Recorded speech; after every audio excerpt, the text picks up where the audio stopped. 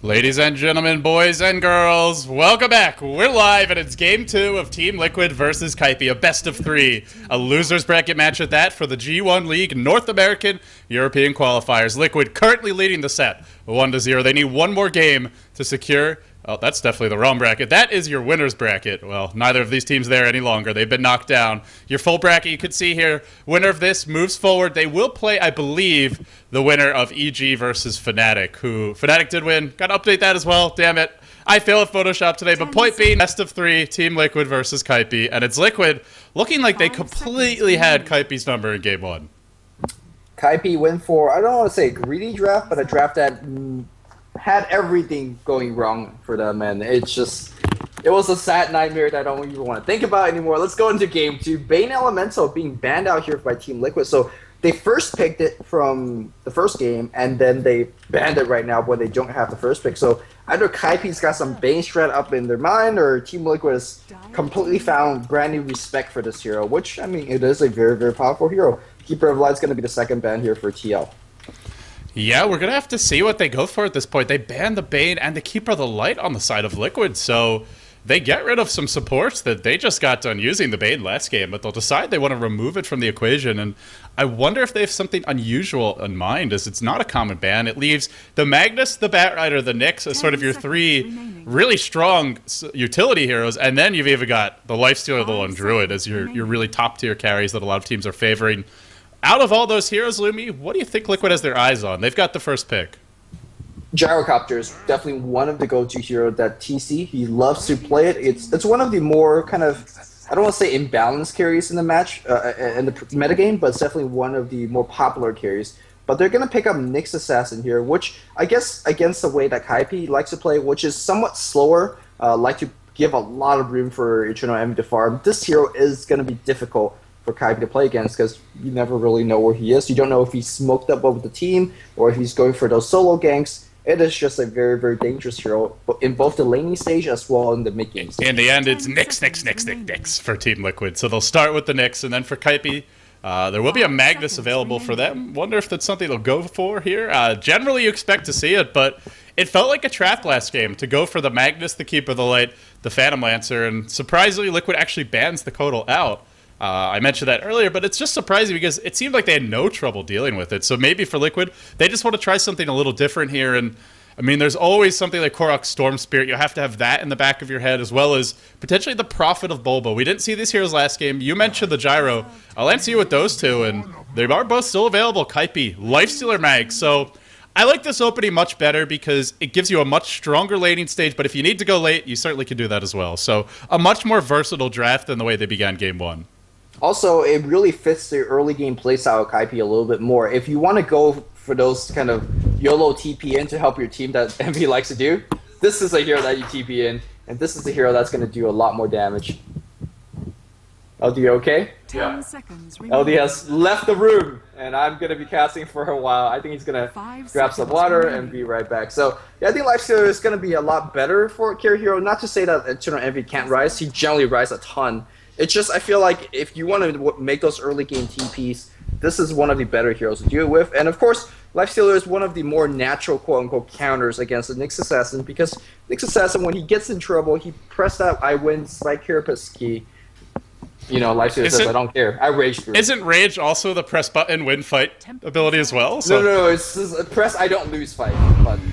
Yeah, we'll see. Liquid, they go for the TA now, so it's going to be Korok taking the TA mid, I imagine, at that, and they'll go for the Clockwork. So it looks like a support Nyx Assassin. For Liquid this game, by picking the Nyx, it does limit their ability to run a really strong aggressive tri-lane, so it looks more like Liquid wants to do something defensive, and maybe something a little bit more late-game centric. You mentioned the Gyro. I imagine if they can get their hands on it, they'll be considering it at any rate. And so for Liquid right now, it looks like we need TC's hero, as well as the support hero. Likely whatever IX Mike is going to play as that hard support. Yep. Also, I like the second and third pick here from Team Liquid. It just makes Lifestealer's life very, very difficult. Cogs is going to push him back. The traps is going to be basically, of course, slowing him down whenever he's not raged. But more importantly, you can't really focus either of these heroes. They're going to be very, very tanky. Refraction is going to make you say low when Lifestealer is going to go on you. So for the most part, despite how Lifestealer is one of the most popular carry nowadays and very, very strong hero, I don't think I don't think Team Liquid really cares. I think Team Liquid's got that hero's number. Yeah, let's see what Kaipi goes for as that final selection. They've got two of their big farmers now with the lifesteal of the Magnus picked up, and we'll have to see. They're generally a team that likes to put Envy in a 1 role and just play kind of a standard 4 protect 1, very defensive style. I don't know if they'd look to adjust it, but if they want to do something different, they could even look towards picking up a secondary core hero, something like a, potentially a gyrocopter. Maybe you run the lifesteal in an aggressive tri-lane. As far as the hero picks go, Gyro does fine against Clockwork. In fact, I think most would agree that if he plays it correctly, he should come out on top because he can harass with Flat Cannon for long range, and Rocket Barrage will actually screw you.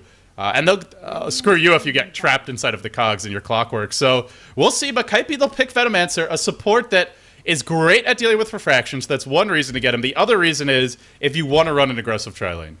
Yeah, and it's a great level 1 hero at that. So you could get a ton of kills by making sure. A lot of people have been playing against things like Twin-Edged Dragon nowadays, and Rubik, Shadow Demon.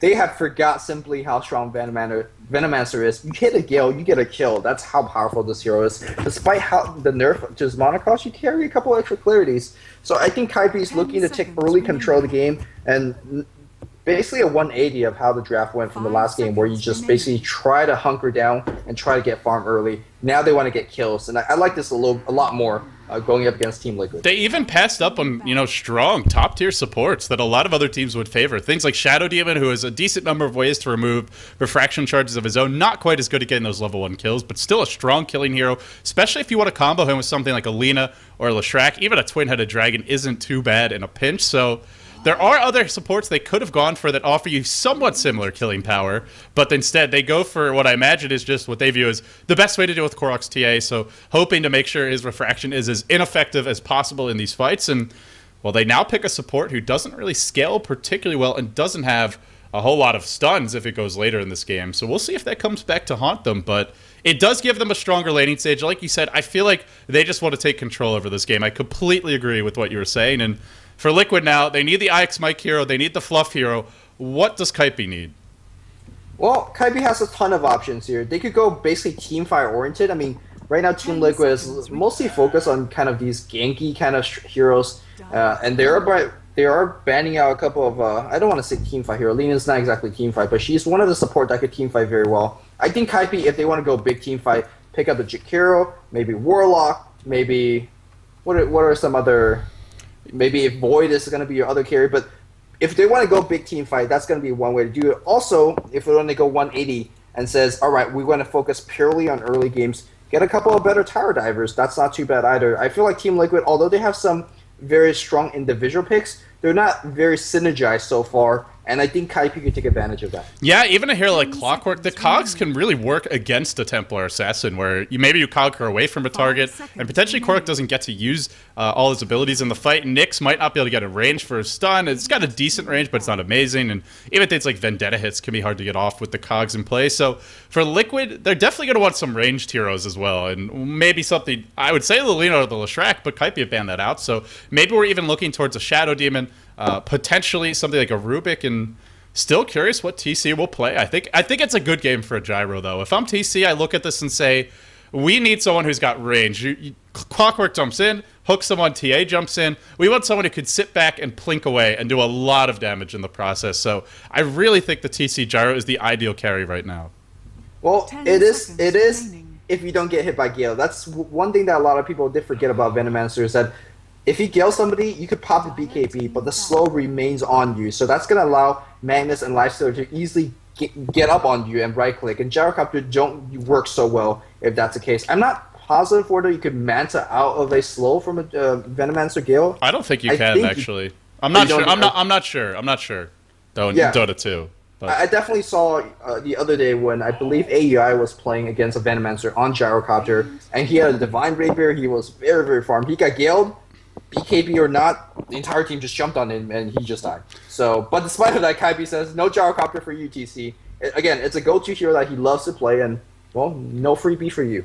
We'll see if that all comes into play, and, well, I mean, it won't be the Gyro in this case, but any carry. The Gale will be something of a nuisance. Still, I'd rather have something like a Demonic Purge to deal with the Gyro if he gets farmed enough than a Gale, which isn't as reliable. You gotta get close to throw that Gale in, and that's where Flat Cannon can hurt you. But that's neither here nor there. There won't be a Gyro in this game, and as far as carries go, pretty slim pickings, I want to say. I mean, there are a few heroes like Dragon Knight, the Juggernaut. Those are sort of your niche picks. And, I mean, even the Shadow Fiend potentially. But Korok already playing the TA, so I'm not sure they would go for it at this point, even though it's a hero they have run in the past and does have nice synergy with TA. But I just feel like Liquid is... They're a little frail, right? I mean, even though you have Refraction, you have a Clockwork who's kind of this aggressive balls-to-the-wall hero. In theory, these heroes are survivable, but it all comes from their spells. If they just get caught, they're very, very squishy.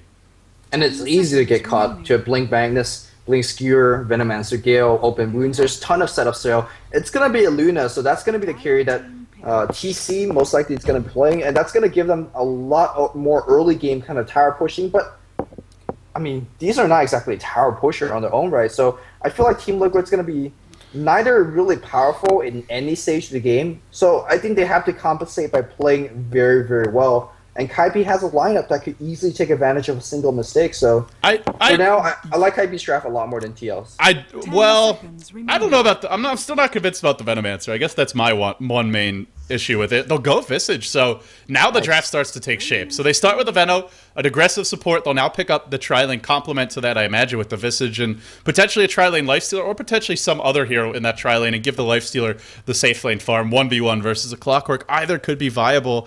And for Kaipi, they do get two supports that don't really offer you a whole lot in terms of true disables. So things like BKB, sure, you can Gale, but that's not a stun. That's not any sort of hard disable at that. And for Liquid, I like the fact that they go back for the Luna because you're up against RP, and right now that's the only true disable on Kaipi's side. So you have two carries, albeit fairly low-range carries, but they're mobile, TA and Luna, and they'll finish it off with the Enchantress. But just to finish my point, by going for the Luna, they ensure that unless RP hits both of these carries, someone will be alive to dish out the damage. So Liquid, they looked like a very kind of defensive, almost Dignitas-esque draft with a lot of level-dependent heroes, but they rounded out with one of the most aggressive supports in the game, the Enchantress. What do you make of this? I'm not sure if this is going to be the return of the farming fluff and stuff Enchantress, where he sits in the jungle, goes straight up Hannah Midas, Axe Scepter, Hex, and have it all farmed up by the 25-minute mark, and come out of jungle and start rocking, or this is some sort of a very, very aggressive lane and try to, you know, fight at that level 1, which is somewhat scary against a Venomancer now Visage. There's that Chronosphere, there's going to be the Faceless Void, so I expect it's going to be offensive Tri-Lane coming out from Kaipi. You put Eternal Envy on that safe lane, and then hope for the best, and we'll see how Team Liquid make of this. I mean, if it's going to be a 1v1 matchup between Clockwork and Faceless Void, I gotta give it to the Faceless Void, who lanes a little bit better. Once he picks up the Ring of Health, he's going to be fine.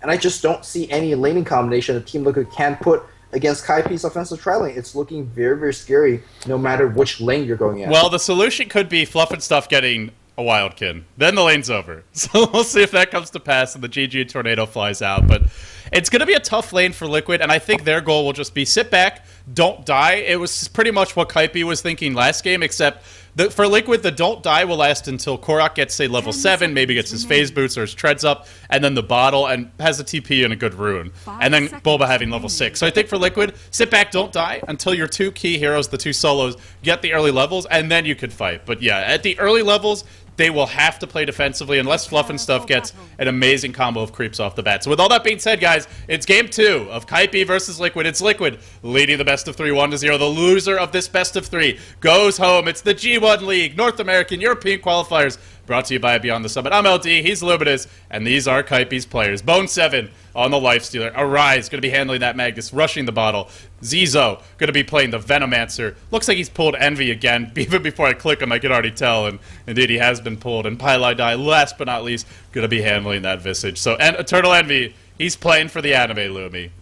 He definitely is. So before I actually introduce the Radiant players here, there is a courier being upgraded. So not only has he pulled the carry player, he's also upgraded courier. And Kaipi is one of the few teams, I think they're the first team that has started doing this. And what they do with this courier is when you go offensive Tri-Lane, courier's sight vision alone will block camps from spawning. And that is a huge annoyance factor against junglers. A lot of times other teams spent that 75 gold for Observer Ward or 100 gold for the Sentry Ward to ward off the jungle. But the enemy team could deward this. You cannot deward a courier flying over your camp. and they will be parking this for the 30-second mark as well as the 1 minute mark before they send it back for the quick bottle. It's a cute little tactic, but the problem is Liquid's already see this, and they're heading top. They're going to take their aggressive tri lane there, so sure, you're blocking these camps. It's not like Bulba's going to go farm them. Now, he is going to be left against a pretty formidable tri lane at that, but with Cogs at his side, and I'm not sure that Kaipi will be able to find the kills. I think you definitely can, though, because you do have 2 ranged heroes, and Visage having very long range at that. Not guaranteed that Bulba will escape even with Cogs, but certainly not going to be an easy frag the way that some solos would be in this situation.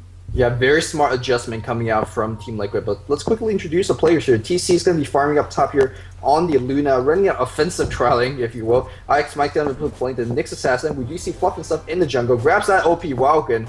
Going to be playing the Enchantress. Mid lane is going to be the same matchup that we saw in game number 1. Korok on the Templar Assassin against Arise's Magnus. And last but not least, Boba playing Clockwork once again on the bot lane as well. This time against the tri lane being handled by Bone 7. I think the supports for Kaipi has to rotate up top, or Eternal Envy is not going to get any farm, or we're going to see a complete rotation of all the lanes and put Eternal Envy bot 1v1 and rotate your tri-lane up top. And Void's a hero that needs a lot of farm. I mean, this is a carry hero that has 2 passive abilities that are amazing as steroids with the items, but are pretty much useless without items. Things like Bash and Backtrack, they're alright, but if you don't have a big HP pool, Backtrack doesn't do much for you. And speaking of which, Eternal Envy taking a lot of damage at level 2.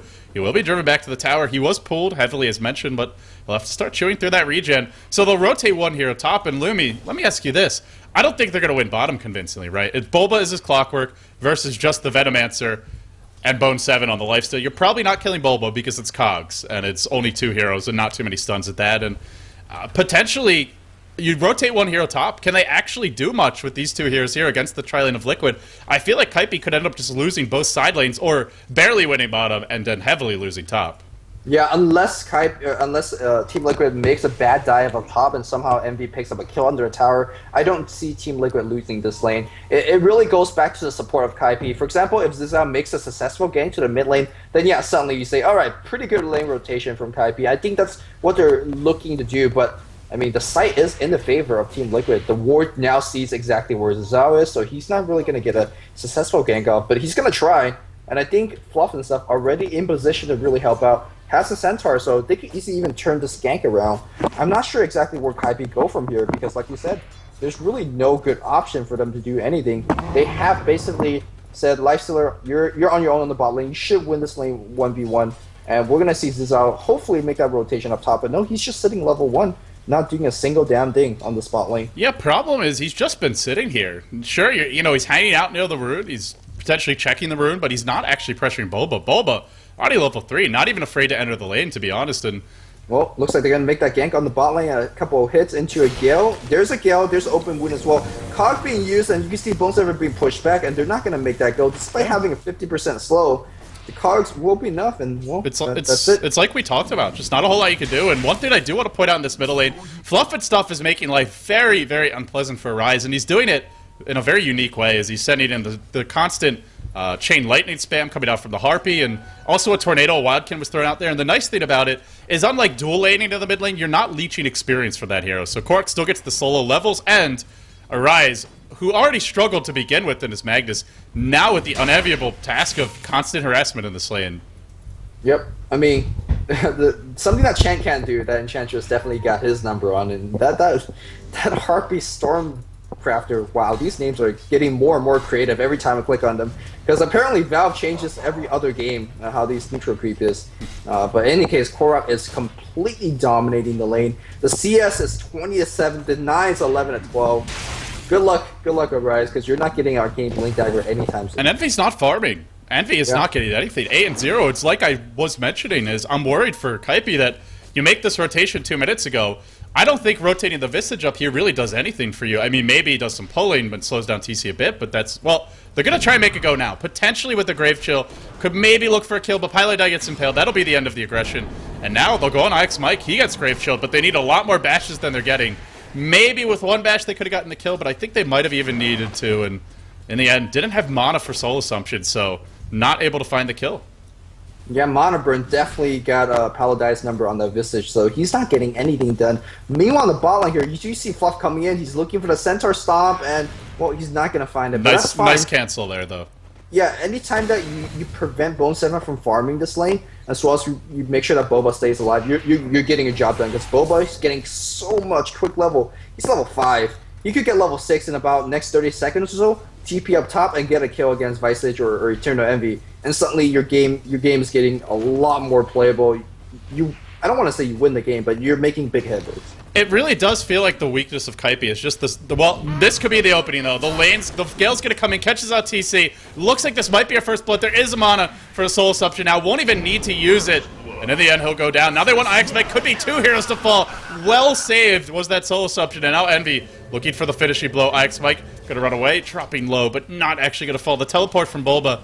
Maybe they just leave him up here. But for the moment, Kaipi, they get the first blood. They get a much needed kill. And in spite of that, I'm just looking at the support levels right now. It's a level 2 Venomancer, a level 3 Visage. You compare that to the supports of Liquid, getting so much more out of the laning stage. So they make the adjustment in the end, Lumi, but I really feel it was late at that. Yeah, I think it should have came at least at minute 1, or if not minute 2, maybe smoke gank mid or something. A Rise back in the mid lane, though, having big trouble. He's going to skewer it back in, but Korak says, thank you for the free ride. I'm going to go for the kill. Trap comes in. Rocket comes in as well. That's going to provide sight. A Rise, one more hit away from death. Juking, and he's doing well. Turn around for a shockwave. No mana for that, so now he does. Oh. Now it's a little bit too late. Bone 7's here. He gets netted up by the Dark Troll Warlord. Maybe could have looked for a kill, but worried about the refraction. Won't even bother in the end. Korak didn't have mana for refraction, though, so I think he could have gone for that, with especially having phase boots, but decides not to. Plays it safe in the end. The rocket didn't hit. If the rocket hits there, that's a kill, but in the end, not quite able to find it. Bulba was just slightly off the mark, and, you know, he threw it out in a hurry. It was one of those plays where you're going to want to find it, where you want to find the kill and get the hell out, but didn't find it. They have to back off, so not a huge loss, but he'll have to go back to base and heal, and same for Arise, too. Actually, Korak didn't heal, he just bottle crowed. But that's absolutely fine here for Korak. I mean, look at the CS charts. 37-21 compared to 14-2. I have not seen that kind of decimation in a long time in this kind of high-level game. So Korak's definitely got his number, and it's going to get worse and worse because the damage output of Korak is not going to go down. Meanwhile, the top lane here, I think Ix might being left alone is actually pretty smart here. You can mana burn Paladin's mana away and mostly stay fine. And of course, with Spike Carapace, he should be okay as well. And right now, he's just looking for level 6. Where the hell is TC though? TC's rotated to the bot lane because, well, Boba is already at level 6. Doesn't even need to be lane anymore. I mean, for me, Liquid supports are just getting a lot more done this game. IX Mike saves the Luna top and allows TC to get levels and farm in a what should be a tough lane, an off-lane Luna. Something that, we even saw Bernie really struggle to play that off-lane Luna back at the International too. Well, that was just... Yeah, that was a bad game, but I'm just saying, this is not a strong offensive tri-lane hero in general, or even dual lane at that. And you look at Fluff, he's created pressure mid, he slowed down the Magnus, he gave Korak a nice start, he's also pressured bottom. The supports have been creating space all over the map. For Kaipi, they had the one gank top, but I haven't really felt their presence aside from that.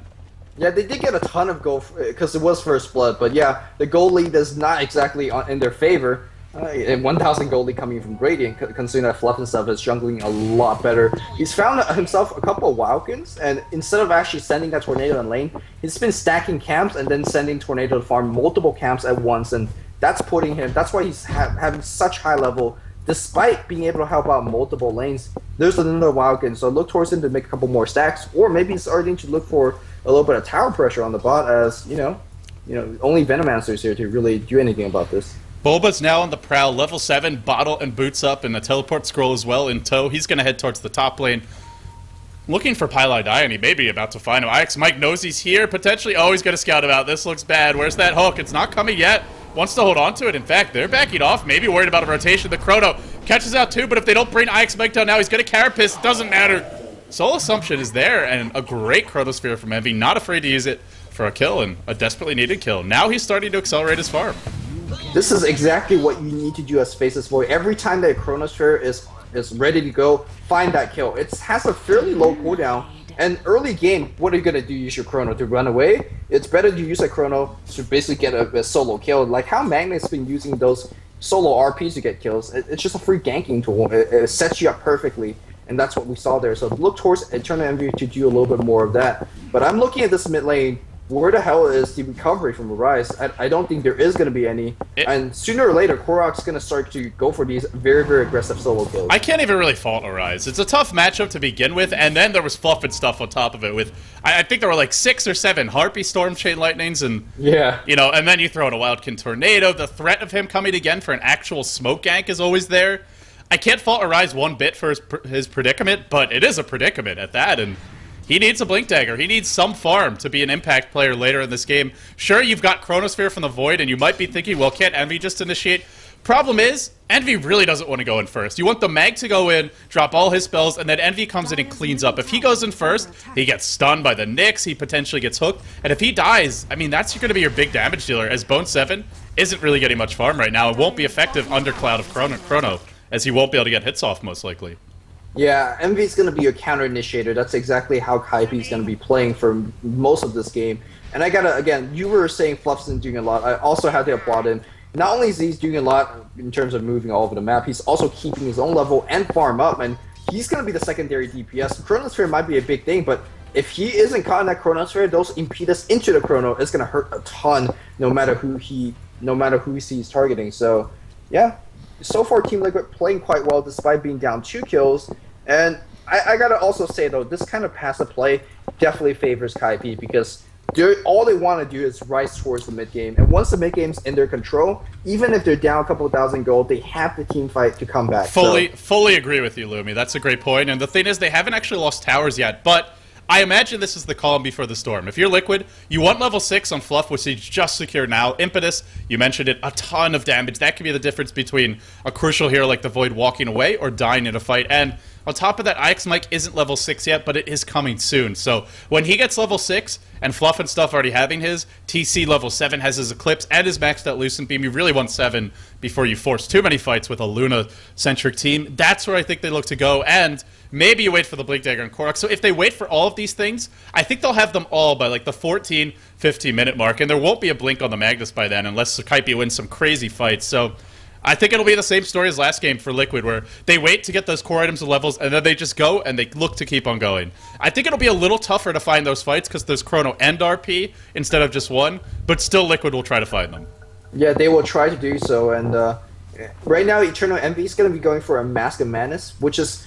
It sounds a little bit awkward when I say this, but Mask of Madness is going to be his farming item, as when you pop that whenever it comes off cooldown, increase your farm rate by a ton, allows you to jungle fairly effectively early on, and he does have, like you said, about 3 or 4 minutes to milk this jungle as much as possible, to maybe go up to Yasha or Maelstrom, whatever next DPS item he's truly looking for, maybe just a straight up BKB. There's a Mask of Madness recipe being picked up, and it's flying out, so...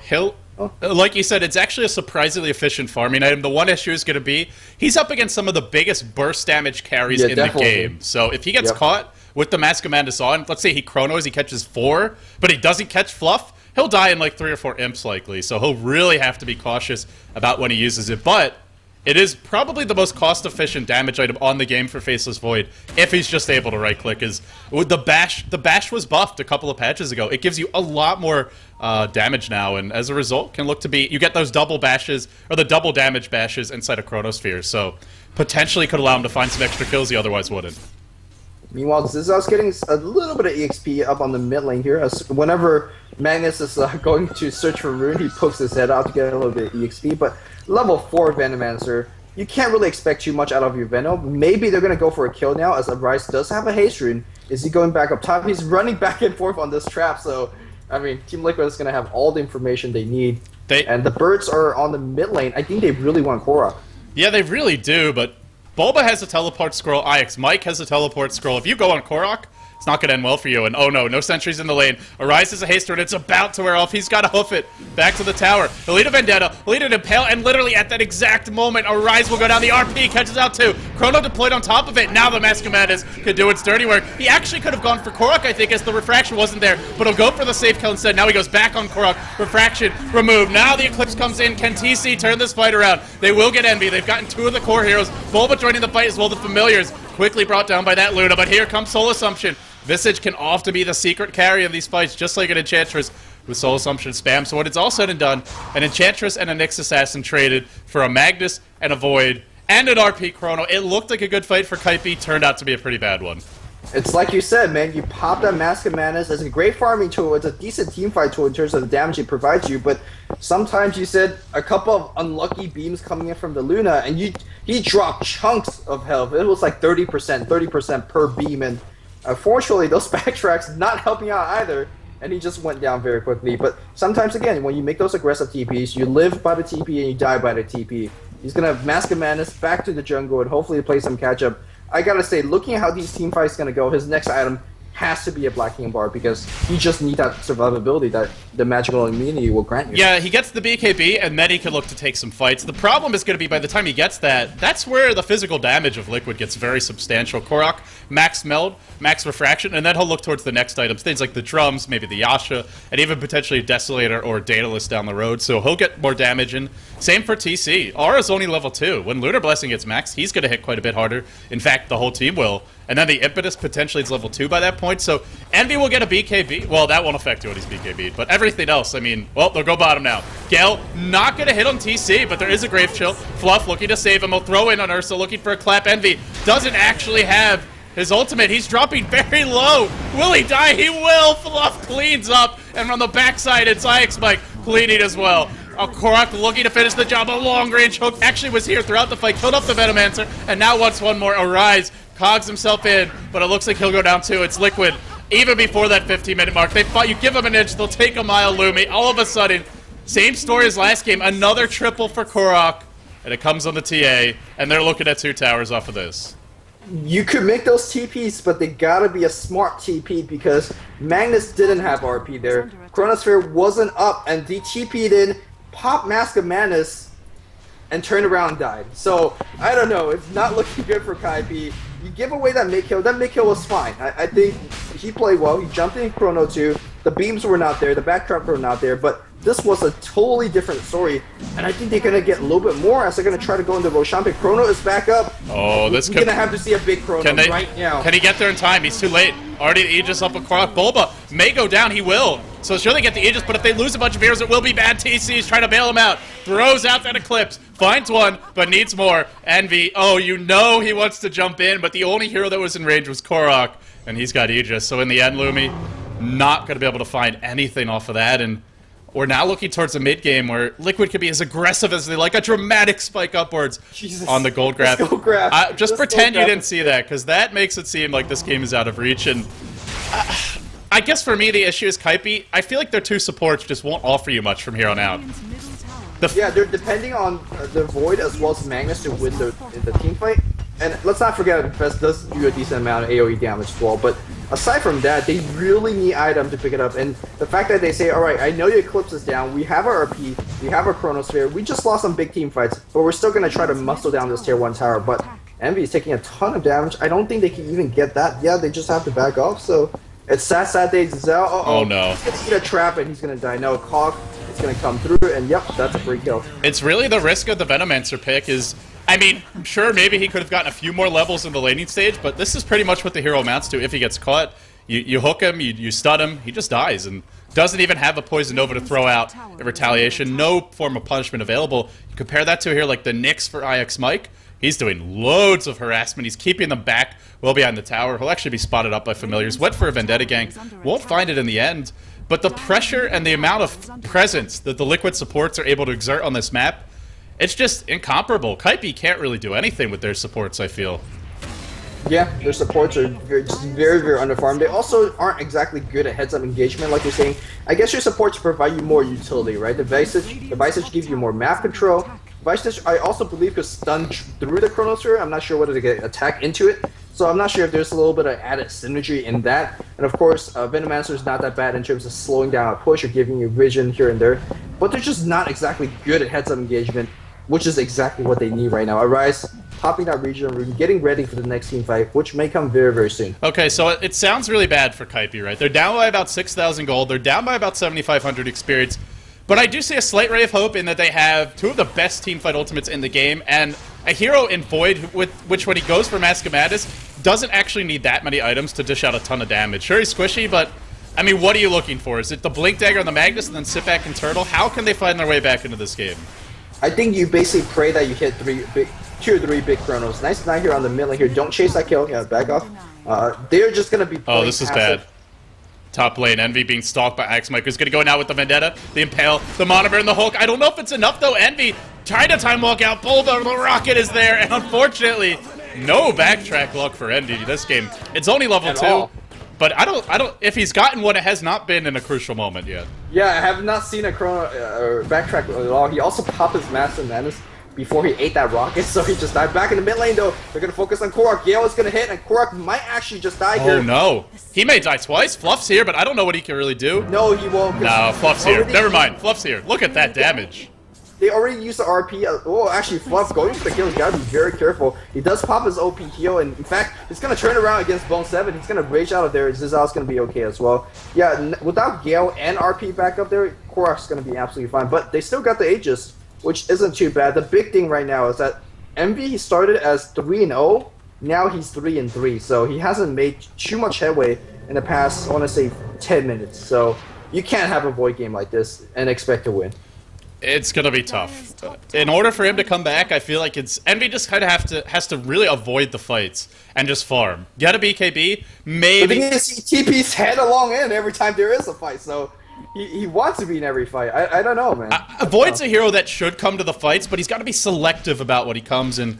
I think it was fine for Envy to join that fight mid. It didn't work out perfectly for Kaipi, but I think it was a good decision overall, and I just think the other fights have been questionable since then. That's where you probably should have been sitting back, farming the BKB, looking towards the mid game. Right now, you can see on the bot lane, they're baiting out a teleport scroll from Team Liquid. The birds are there, Eternal Envy's there. They don't want to show too many heroes just yet. They're like, oh, free juicy creeps. Team Liquid says, yeah, you can take that tier 1. We're going to take your tier 2. We'll take that trade any day. If I'm Liquid, I mean, I see a juicy lifestealer who's got an armlet and already 1500 HP when it's turned on. That's not really an easy kill. I'd rather just take the tier 2 top. Even if I lose the tier 1, and they will, but a good trade for Liquid. Yeah, and I mean, I also think a good trade for Kaipi, just getting what they can. They're so poor right now that any goal that you get, even if it's an unfavorable trade, is still, not what you want, but what you need right now. So Eternal Envy is going to push the creep wave a little bit more. Maybe they're going to start looking at pressure tier 2, but meanwhile, Enchantress's creep is doing a number on the tier 3 tower up top. Lumi. And that's going to make it somewhat difficult. Korok has a Desolator. 21 minutes in, Blink Phase Boots Desolator. This is really the ultimate pushing item for a carry to get early, and he's got it really early at that. And yeah, not only is it good in terms of hitting towers, let's not forget that when the creep wave is walking at you, Melstriker, well, I was looking about, maybe I was expecting a gank.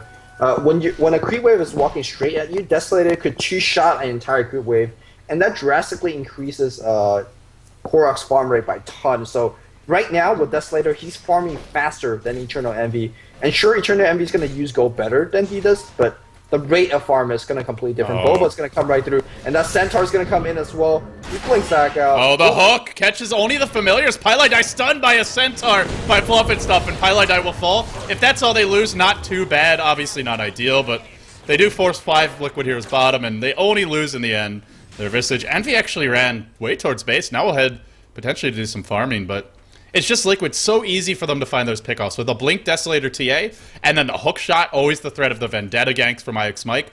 They can find kills wherever they want. It's like a player who can shoot hoops from all around the court. And then you look at Kaipi, and it's like they have this one way to win team fights, which is the Chrono RP combo. This is a team that can really only dunk and maybe lay it up. Liquid are just raining down 3-pointers and long-range jump shots from all around the top of the key. I have to say, though, I don't think Kaipi is completely out of it. It's looking really, really bad. But they can dunk really hard. Like they might only be able to dunk, but they can slam that ball in if they find the combo. Hey man, they definitely could throw out some space shams, because when you have Chronosphere, you're never out of it. Like, you could have a big Chrono and suddenly everybody dies because, well, you get a couple of lucky bashes under that Chrono and, half the team is dead, and then it's 5v3, and then the rest of the team gets chased down. I don't think Kaipi's out of it yet, but it's just, by the way that they're playing, I don't think they could play themselves back into a best of 3 and win the next game. I hope that makes sense. They have the heroes to win. I just don't think they can. You're not feeling it for Kaipi right now, I think is what you're trying to say. They're not making those dunks right now. They're having layups, and it's bouncing around the ribs a couple of times before even going in. It's not looking Might good. I suggest some Wheaties? Always an option. Wheaties. Man. Envy maybe didn't eat his this morning, and we'll have a disconnect from Mirais, who continues to struggle with his internet connection, at least for this game. Wants a quick reconnect, so down to 3 pauses now by our Harsh admin A-tree. But with that being said, the one thing that I'm a little interested in is TC has actually gone for BKB this game, which I'm not really sure it does much for you. There's Chrono, there's RP, there's Bash, and there's just the Lifestealer's raw physical damage.